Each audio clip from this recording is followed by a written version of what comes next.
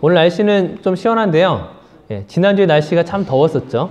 예, 지난주에 그 밤에 잠을 자기가 힘들 정도로 굉장히 더웠었는데 이게 몇 년 만에 더위라고 하는지 혹시 여러분 아시나요? 이게 1939년 이후에 가장 더웠던 날이라고 하더라고요. 그래서 그 펜리스 지역에 47.3도까지 올라갔대요. 그래서 굉장히 더운 날씨였어요. 근데 이제 이런 날씨가 일상적인 날씨가 아니라 평범한 날씨가 아니라 이렇게 특별한 날씨잖아요. 예? 그러니까 이상기온이라고 한단 말이에요. 근데 이런 이상기온의 날씨가 호주뿐만이 아니라 예? 여기 저희들뿐만이 아니라 전 세계적으로 날씨가 이상하다고 합니다. 그래서 저희가 지난주에 굉장히 더웠던 것처럼 반대로 그 미국 플로리다주 같은 경우에는 30년 만에 눈이 왔대요. 예. 이러다가 호주에도 겨울에 눈이 올지 잘 모르겠는데 30년 만에 눈이 왔고 그 미국 워싱턴 같은 경우에는 영하 38도까지 이제 기온이 떨어지면서 굉장히 많은 사람들이 이렇게 어려움을 겪었다고 하더라고요. 그래서 뉴스에서는 약 1억 명 이상의 사람들이 아마 이번 한파에 그 추위에 피해를 입었을 거라고 이야기합니다. 자, 제가 한번 사진을 하나 준비해 왔어요. 이 사진 가운데 뭐가 있는지 보이시나요? 좀 화면이 작지만 이 사진이 어떤 사진일 것 같아요? 얼음이죠. 이 얼음 가운데 뾰족하게 튀어나와 있는 게 뭐냐면요. 악어예요. 예. 그 미국에 이번에 그 추위가 닥치면서 그 물이 얼면서 악어가 그 주둥이만 내민 상태에서 같이 얼려진 거예요. 신기하죠? 예. 그런데 진짜 신기한 게 뭐냐면은 지금 이 연못이 얼면서 악어가 같이 얼렸는데 악어가 살아있답니다. 지금 겨울잠에 빠져 있대요. 강제로. 그 추위 때문에 강제로 그 잠에 빠졌지만은 이제 나중에 이렇게 따뜻해져서 얼음이 녹으면은 살아서 움직일 수 있는 상태라고 합니다. 굉장히 신기한 상태예요. 제가 또 하나 사진 보여드릴게요. 자, 이 사진 속에 여기가 어디일까요? 흰 눈으로 뒤덮인 눈이에요, 눈. 저기 덮여 있는 게. 근데 민재가 얼떨결에 맞췄죠. 여기가 어디냐면요, 그 지구에서 가장 더운 곳이라고 하는 사하라 사막이에요. 그 아프리카 북쪽에 있는 사하라 사막인데 그 지난주에 그 저희가 더웠던 그날 1월 7일 날 이 사하라 사막에는 40cm의 눈이 내려서 이렇게 사막이 눈으로 뒤덮였다고 합니다. 물론 사막 전체는 아니고요. 사막 그 경계 라인 쪽이긴 한데 눈이 와서 이렇게 날씨가 이렇게 좀 이상한 날씨를 우리가 확인할 수가 있습니다. 제가 이런 사진들을 보여드리는 이유가 뭐냐면요. 사실 이렇게 이상 기온, 갑작스러운 날씨의 변화가 우리를 힘들게 하죠. 우리의 그 예상 바깥에서 일어나는 일들, 전혀 예측하지 못했던, 전혀 생각하지 못했던 갑작스러운 추위, 갑작스러운 더위 이런 것들이 굉장히 우리를 힘들게 해요.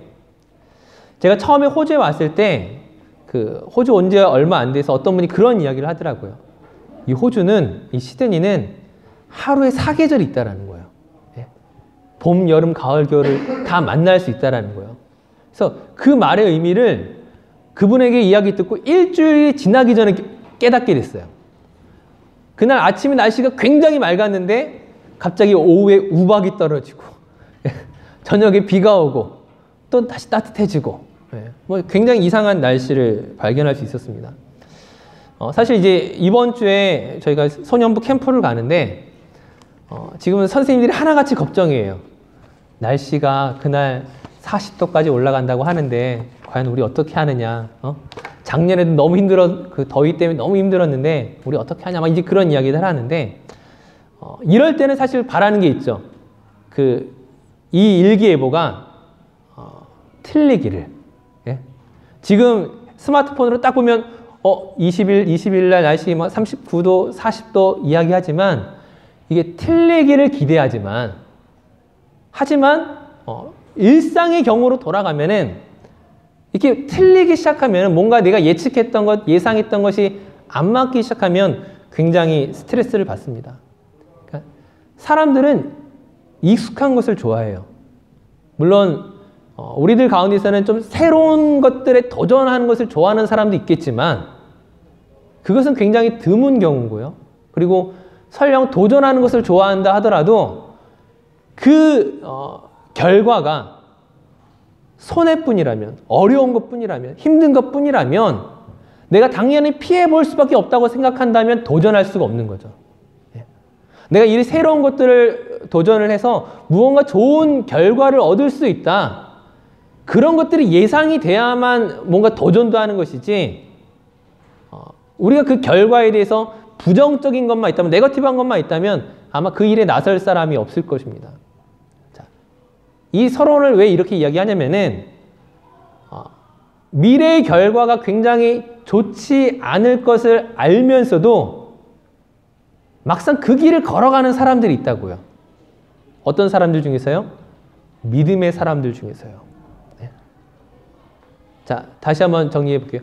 전제를 한다면 누구나 힘들고 어렵고 손해보고 피해보는 것밖에 없다고 생각하면 그 길을 선택하지 않는 것이 정상인데 그 길을 선택하는 사람이 있다고요. 그 사람이 누구냐? 오늘 우리 본문에서 만나게 되는 예수님의 제자들, 사도들인 것입니다. 자, 오늘 본문을 간단하게 먼저 설명을 하게 되면요. 그 이스라엘의 대제사장과 사두개인들, 즉 종교인들이 사도들을 잡아다가 옥에 가두었습니다.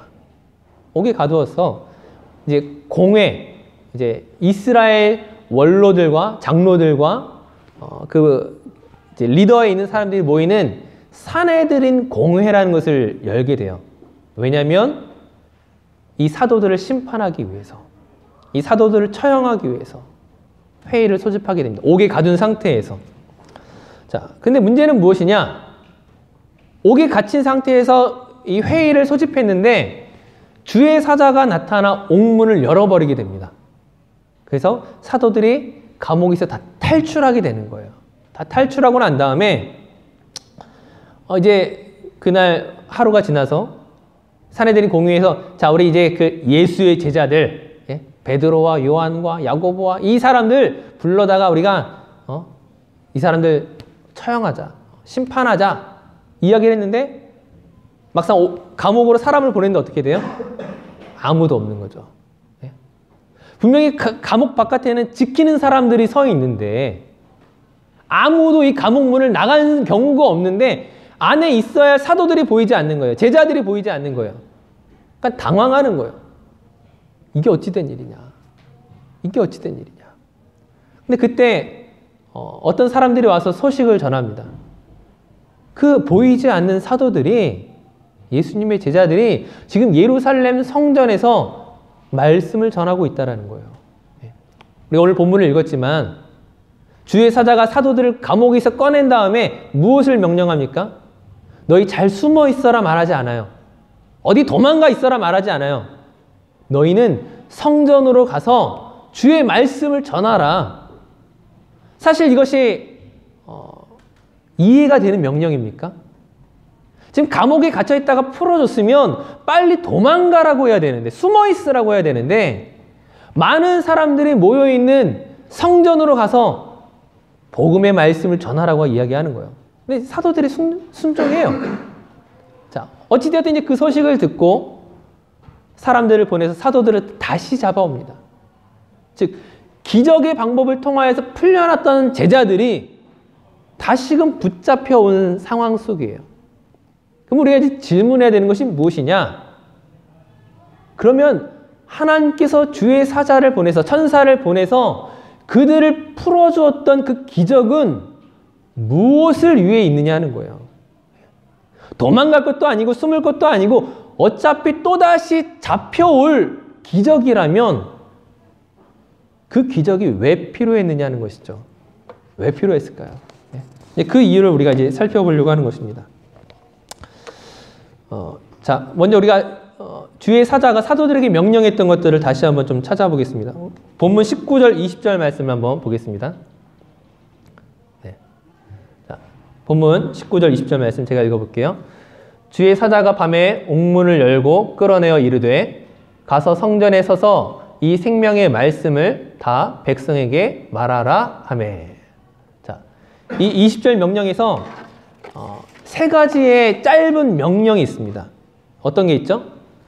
첫 번째, 가서, 그리고 성전에 성전에 서 있으라.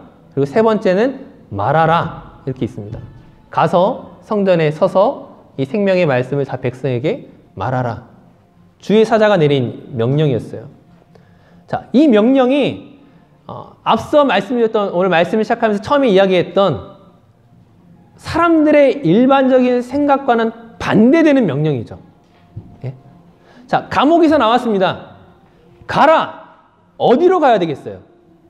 지금 최대한 예루살렘에서 멀리 떨어진 곳으로 가야죠. 제사장과 사두개인들이 나를 잡을 수 없는 곳으로 가야 되는데 지금 천사는 어디로 가라고 이야기해요? 성전으로 가라는 거예요. 예? 자, 이 성전으로 가라는 것이 사람들이 많이 모인 곳에 숨어 있으라는 의미예요? 그렇지 않죠. 왜요?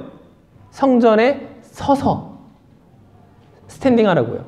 누구나 너를 볼 수 있도록, 예수님의 제자들이 어디에 있는지 누구나 알 수 있도록 성전에 서서, 그리고 어떻게 해요? 말하라. 예수의 이름을 말하라. 예. 사실 이 제자들이 감옥에 갇힌 것이 첫 번째 사건이 아니었습니다. 제자들이 그 이전에 감옥에 갇힌 적이 있었는데, 사도행전 3장과 4장에 보시게 되면 그때에 제사장들이 어떤 명령을 내리냐면 예수의 이름을 가르치지 말라고 이야기를 해요. 예. 근데 지금 사도들이 두 번째 감옥에서 나온 다음에 하는 일들이 뭐예요?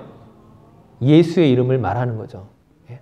가서 서서 예수의 이름을 말하는 것. 자, 결국 그렇게 감옥에 다시금 잡혀와서 공회 앞에 섰을 때에 그들은 굉장히 위험한 상황 가운데 다시금 놓이게 되었습니다. 지금 그들이 자기의 생명을 건질 수 있는 기회를 지금 잃어버리게 되었는데,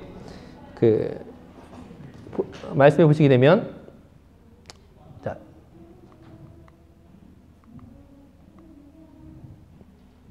네, 넘어갔어요? 다시 이제. 자, 말씀해 보시게 되면은 그 제사장과 사두개인들이 이 회의 가운데 사도들한테 굉장히 화를 내게 돼요. 화를 내게 되면서 내가 이 사람들을 다 처벌하겠다라는 그런 뜻을 나타냅니다. 지금 뭐냐면은 지금 그들이 다시금 붙잡힌 것이 정말 위험한 상황이었는데, 사도들도 이 모든 것들을 알고 있었는데, 예측하고 있었는데, 예상 가능한 시나리오였는데, 그럼에도 불구하고 이들이 이렇게 한 이유가 무엇이냐? 29절 말씀에 뭐라고 이야기해요? 베드로와 사도들이 대답하여 이르되 사람보다 하나님께 순종하는 것이 마땅하니라. 자, 이 말씀 우리가 잘 알 수 있는 말씀이에요. 사람에게 순종하는 것이 아니라 하나님에게 순종하는 것이 옳다, 맞다, 너무나 잘 알고 있어요. 하지만 이대로 하는 것이 쉬운 일이겠어요? 결코 쉬운 일이 아니라는 거예요. 타협하는 것이 아니라, 사람들하고 딜하는 것이 아니라, 저는 하나님이 어떤 무리한 명령 또는 이해되지 않는 명령이라 할지라도 내가 이것을 순종하는 것이 옳다라고 머리로는 생각할 수 있지만 정말 그렇게 하는 것은 쉬운 일이 아닐 수 있다는 거예요. 존 비비어라는 사람이 쓴 이 순종이라는 책에 보게 되면은 그 사람이 이런 말을 하게 됩니다. 사울 왕을 예로 들면서, 우리가 잘 알고 있는 그 다윗을 죽이려고 했던 그 사울 왕의 이야기를 하면서, 사울은 수만 명을 죽였지만, 전쟁을 통하여 수만 명의 사람들을 죽였지만 단 한 사람을 살려두었다라고 이야기를 해요. 그 사람이 누구냐? 아각 왕이라는 사람인데 하나님이 죽이라고 한 사람을 살려주게 됩니다. 자, 많은 사람들이 만약에 사울이 그 수만 명을 전쟁 가운데 죽였던 것을 순종이라 생각할 수 있지만, 왜냐하면 그가 하나님의 명령을 어기고 단 한 사람밖에 안 살려줬어요. 나머지는 다 잘 지켰어요. 하지만 그것은 순종이 아니라는 거예요. 수만 명을 죽이고 한 사람을 놓아주었지만 결국 하나님의 명령대로 하지 않은 그것은 불순종이다. 순종하지 않은 것이다. 99% 순종했을지라도 1% 순종하지 않은 것으로 말미암아 사울은 실패한 왕이 되었다라고 말합니다. 자, 무엇을 이야기하고 싶은 거냐면요. 저와 여러분들이 크리스찬으로 살아가면서 우리는 하나님께 순종한다고 생각하기 쉽습니다. 나 특별히 나쁜 일 하지 않았고요. 나 그래도 주일날 예배 드렸고요. 봉사도 하고요. 나 그냥 크리스찬으로서 괜찮게 살아가는 것처럼 우리는 생각할 수 있다고요. 네. 우리 주변에 옆에 다 마찬가지잖아요. 나쁜 사람 있어요? 없거든요. 하지만 정말 우리가 하나님께 정말 마음을 다해 순종하는 삶을 살았느냐? 그렇지 않다라는 거예요. 많은 경우에 있어서 내가 이해되기에 순종하고 내가 보기에 합당하기에 순종하고 내가 보기에 손해가 되지 않기 때문에 순종하는 것이지 이해되지 않아도 손해가 와도 정말 순종할 수 있느냐? 그렇게 해야만 정말 순종이라고 이 존 비비어가 이야기합니다. 즉 오늘 말씀을 가지고 이야기한다면 주의 사자가 감옥문에서 사도들을 딱 꺼냈을 때에 야 가서 성전에 서서 말씀을 전하라 이야기했을 때 저와 여러분이 이 사도들처럼 100% 순종을 했을까요? 순종할 수도 있고 안 할 수도 있지만 이런 핑계를 댔을 것 같아요. 만약 저라면 어떤 핑계를 대냐? 네, 지금 잠깐 숨었다가 조금 이 소동이 시끄러운 것이 잠잠해지면 그때 와서 말씀을 전할게요. 순종하지 않는다는 것이 아니라 말씀 안 전하겠다는 것이 아니라 지금 나를 잡으려고 막 사람들이 막 움직이고 있으니까 잠깐 피했다가 막 일주일 후에 다시 올게요. 나 순종 안 한 게 아니에요. 순종한 거예요. 라고 우리 스스로 착각할 수 있다고요. 그런 것들이 상당히 많이 있다고요. 자, 우리나라가 이렇게 일본의 식민 지배를 받았습니다. 일본의 그 지배를 받았었는데 그때 여러분 신사참배라고 아시나요? 신사참배 아시나요? 그러니까 일본의 왕에게 절하는 거예요. 그러니까 일본에서는 그 왕이 신과 마찬가지니까는 이제 모든 그 공적인 그 퍼블릭한 행사에서 일본 천황에게 절을 하는 신사참배라는 게 있었는데 정말 그 당시 교회에서 크리스찬들 가운데 나는 하나님만 섬기는 사람이기 때문에 일본 천황에게 절할 수 없다라고 말한 사람은 1%가 안 된다고요. 그러면서 많은 목사님들이 또 많은 크리스찬들이 뭐라고 이야기했느냐? 일본 천황에게 절하는 것은 천황은 진짜 신이 아니기 때문에 이것은 그냥 인사다, 예의다, 그냥 관습이다, 그냥 이것은 해도 상관없다. 어디에서? 교회에서. 교회에서 천황에게 인사하는 것은 이거는 천황은 진짜 신이 아니기 때문에 해도 괜찮아 라고 어떻게 해요? 타협했다고요. 얼마나 많은 사람들이요? 대다수의 크리스찬들이. 즉 지금 오늘 우리가 사도행전 5장에서 발견하게 된 이 상황 속에서 그냥 정말 100% 순종하는 것이 아니라 타협을 해버린 사람들이 우리 교회 역사에서 훨씬 많았다고요. 근데 그 순종하지 않았던 99%의 사람들이 나 하나님께 불순종했어요 라고 말했느냐? 아니라고요. 그렇게 이야기하지 않는다고요. 아까 이야기했던 것처럼 이것은 진짜 신이 아니니까 괜찮아 라고 가르쳤다고요. 타협을 해버렸어요. 그러면서도 나는 하나님께 순종하는 사람이라고 착각에 빠졌어요. 자, 오늘 말씀을 여러분들에게 전하면서 이렇게 이야기를 드리는 것입니다. 우리가 그리스도인으로 살아갈 때, 크리스찬으로 살아갈 때에 정말 우리가 100% 순종함으로 하나님을 기쁘시게 하는 사람이 되는 것이 너무나 마땅함에도 불구하고, 그것이 당연함에도 불구하고 그런 일들을 할 만한 그 믿음과 실력과 재주가 사실 우리는 없는 사람들이라는 거예요. 예?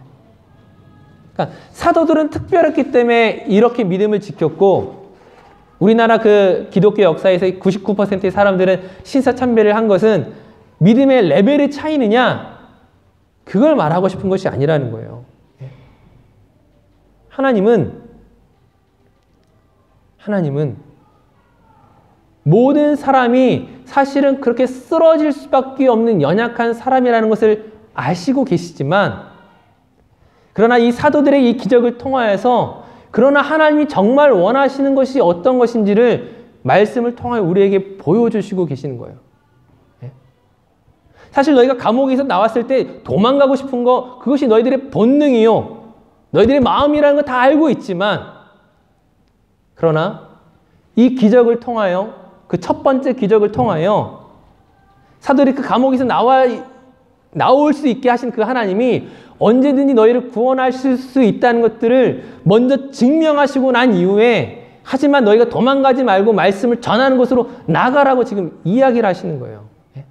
너희가 다시금 붙잡히게 될지라도 그래도 너희가 이 일들을 해야 된다라고 말씀하시는 거예요. 자, 오늘 말씀의 결론을 내릴게요. 사실 이 사도행전 5장 이 사건이 우리에게 굉장히 부담스럽고 무거운 명령이지만, 하나님께서 감옥에서 빼내신 다음에 사실 숨으라고 말씀하실 수도 있잖아요. 하나님이 무조건 야 너희 죽을 자리로 가라고 말씀하지 않으신다고요. 숨어 있으라고 말씀하실 수 있지만, 그러나 우리 크리스찬들이 숨바꼭질하는 존재가 아니라, 그러니까는 이렇게 때로는 위험한 상황 가운데 도망갔다가 좀 편해지면 다시금 돌아와서 말씀을 전하는, 그것도 때로는 우리의 삶의 하나의 방법일 수 있지만, 그런 것 이상의 것들을 우리에게 가르치시고 요구하시기 위해서 사실은 사도행전 이 5장의 사건들을 우리에게 보여주시고 있다는 거예요. 오늘날 우리가 전도에 대해서, 복음을 전하는 것에 대해서 어떤 사람들의 선호하는, 좋아하는 방식을 보게 되냐면은, 이렇게 예수님 믿으셔야 됩니다라고 직접적으로 말하는 것을 좋아하지 않아요. 누가요? 복음을 전하는 우리 자신도. 그냥 교회에 와봐, 또는 어떤 교회에서 하는 어떤 행사에 잠깐 놀러와서 예배를 드려봐, 어떤 프로그램에 참여해봐, 이렇게 전도하려고 하지, 우리의 전도 대상자에게 당신 예수님 믿어야 됩니다, 예수님 믿지 않으면 천국에 갈 수 없습니다, 예수님께서 당신의 죄를 위해 십자가에 죽으셨습니다라고 직접적으로 이야기하는 것에 대해서 좋아하지 않는다고요. 즉, 이 사도행전의 말씀에서 사도들이 좀 숨었다가 나오기를 인간적으로 원했던 것처럼, 오늘 우리가 그렇게 피해갈 수 있는 방법이 어디에 있는지를 찾기를 원할 때가 많이 있다는 거예요. 하지만 복음은 무엇이냐? 좋은 소식이잖아요. 이것은 미루어야 할 소식이 아니라, 우리가 감추어야 할 이야기가 아니라 모든 사람에게 전해야 하는 분명한 이야기라는 거예요. 결코 놓칠 수 없는 그런 생명이 담겨져 있는 것입니다. 저와 여러분에게 가라, 사람들 앞에 서서 생명의 말씀을 전하라, 이것을 하는 데 있어서 너에게 유익이 없을지라도, 손해가 올지라도, 어려움이 있을지라도 너희가 이것을 하는 것이 마땅하지 않느냐라는 것을 이 사도행전에서 전제로 우리에게 보여주고 있다는 거예요.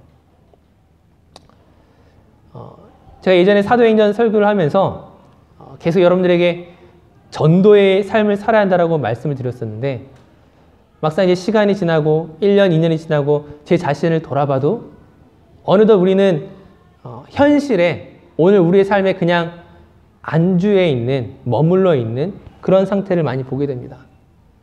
다시 한번 우리가 이 매일 성경으로 사도행전의 말씀을 읽어가면서 복음을 전한다는 것, 거기에 대한 확신과 그 복음의 능력을 우리가 먼저 경험하지 않으면 사실은 우리는 이 사도행전 29장을 그 새로운 챕터를 써내려갈 수 없다라는 거예요.